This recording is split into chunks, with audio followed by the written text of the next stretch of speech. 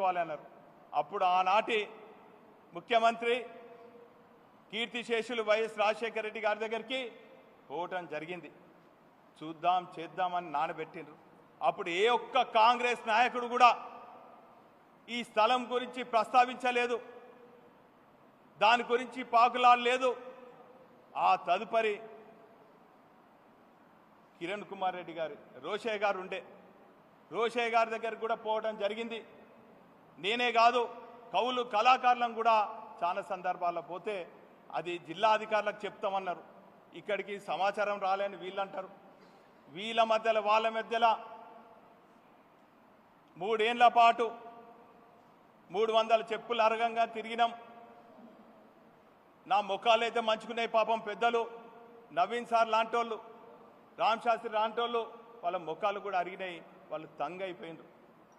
ఆ పరిస్థితులలో కేసీఆర్ గారి దృష్టికి కూడా తీసుకుపోయిన ఉద్యమ నేతగా తీసుకుపోయి సార్ ఈ పరిస్థితి అంటే వారు ఒక్కడే మాట చెప్పింటారు, రాబోయే కొద్ది నెలలలో 2 సంవత్సరాలలో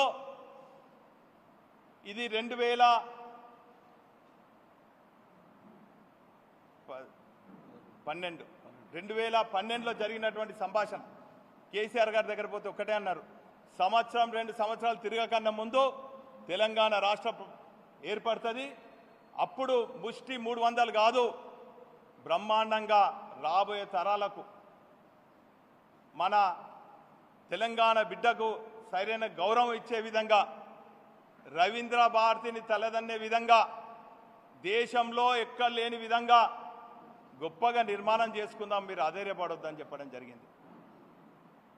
ఆ తదుపరి తెలంగాణ ఏర్పడ్డ తొలి రోజులలోనే 100 రోజు తన పరిపాలన ముగించుకొని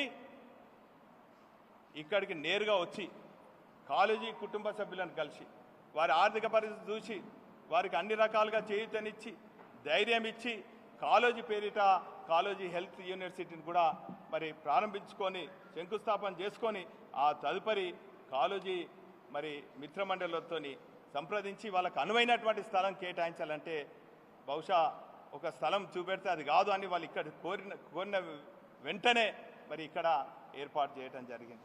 దానికన్నా ముందు చూసినట్టయితే నేను చెప్పినటువంటి పేర్లలో అందరితోని కూడా ఇక్కడ చూడండి, నవీన్ సార్, శాస్త్రి సార్, నంది సిద్ధారెడ్డి గారు, అశోక్ గారు,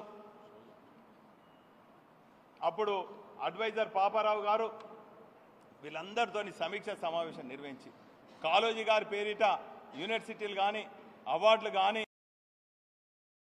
దేశపతి శ్రీనివాస్ గారు మరి సంప్రదించి వీళ్ళందరి సమక్షంలో ఇవన్నీ కూడా చేసినటువంటి ఘనత టీఆర్ఎస్ పార్టీది, ఆనాటి ముఖ్యమంత్రిది, బీఆర్ఎస్ పార్టీ శాసనసభ్యులది, నాది కూడా అని చెప్పక తప్పదని కూడా ఈ సందర్భంగా తెలియజేస్తున్నాను. దేనిపైన అవగాహన లేకుండా ఇష్టం వచ్చినట్టు మాట్లాడటం, అవాకులు చేవాకులు పేలటం సరికాదని చెప్పి ఈ సందర్భంగా నా మిత్రుడైనటువంటి రాజేందర్ రెడ్డి గారిని కోరుతున్నా. నీలాగా శిలాపాలకాలను పలగొట్టి మొత్తం పని అయిపోయినాక అద్దాలు అతికిచ్చి పుట్టి పెట్టి కర్రలు లేస్తుంటే అక్కడ పోయి ఫోజులు కొట్టుడు కాదు. ఎస్, ఆలస్యమైంది. ఎందుకు ఆలస్యమైందో కూడా అది కూడా చెప్తాను. మా తప్పిదం కాదు, ఒక ఏజెన్సీకి ఇస్తే అక్కడ తప్పిదం జరిగింది. ఆ ఏజెన్సీ సరిగా అయినటువంటి ఆనాడు చెప్పినటువంటి స్పెసిఫికేషన్స్ సరిగా చేయలేదనో, లేకుంటే అప్పుడున్నటువంటి ఆర్కిటెక్ట్ డిజైన్లకు సరిగా చేయాలనే, లేక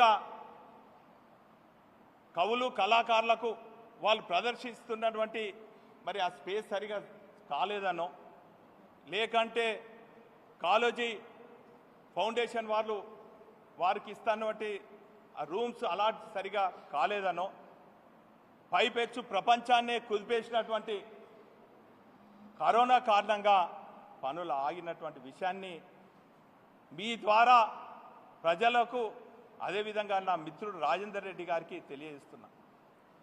ఈ 8 నెలల కాలంలో పాపం నా మిత్రుడు నిధులు ఏం తెచ్చిండో అది మీకు తెలుసు, పబ్లిక్ తెలుసు.